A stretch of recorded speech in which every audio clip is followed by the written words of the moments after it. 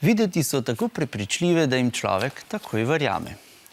Gre za tako imenovane spletne prevare, kot je na primer fotografija največjega psa na svetu imenovanega Herkules, ki se je znašla tudi v časopisih. V resnici gre le za spletno fotomontažo.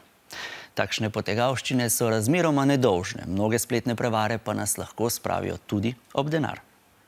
Svetovni splet je poln mikavnih vsebin, ki vabijo k klikanju in k ogledom. Radovednost pa nas včasih lahko tudi drago stane, saj prav na to prežijo spletni prevaranti. Spletna prevara, to je, ko ti kakšen ekran, ko si kakšen okenc pokaže in tam piše, da lahko zadaneš kakšen telefon in kaj takega. Nekaj mesecev nazaj mi je 10-krat po telefonu prišlo sporočilo, naj pogledam neko spletno stran. Ena pogostejših prevar je trik z nagradno igro. Ponavadi izgleda tako, da se najprej pojavijo neki oglasi na Facebooku, ki nas vabijo v neko nagradno igro, ki obljublja nek denarni kupon, neke večje vrednosti. Pošljemo SMS s ključno besedo da, ker smo v bistvu prepričani, da s tem potrdimo sodelovanje v nagradni igri. Sami se pa s tem v bistvu včlanimo v ta SMS klub.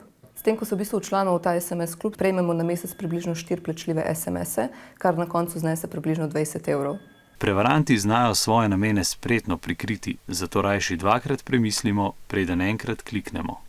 V bistvu največja nevarnost je naša nepozornost oziroma lahkovernost, zato ker ne preberemo drobnega tiska oziroma pogojev sodelovanja. Mladi pa se spletnim prevaram znajo tudi izogniti. Jaz vedno to križec pritisnem in noben mi še ni prevaral. Če se mi je to kdaj pokazalo, sem šla jih sestri in mi je pač rekla, da so to te prevare in da ne jih samo ignoriram, drugače jih pa sam pač odstranim. In to je tudi najboljša zaščita pred spletnimi prevarami.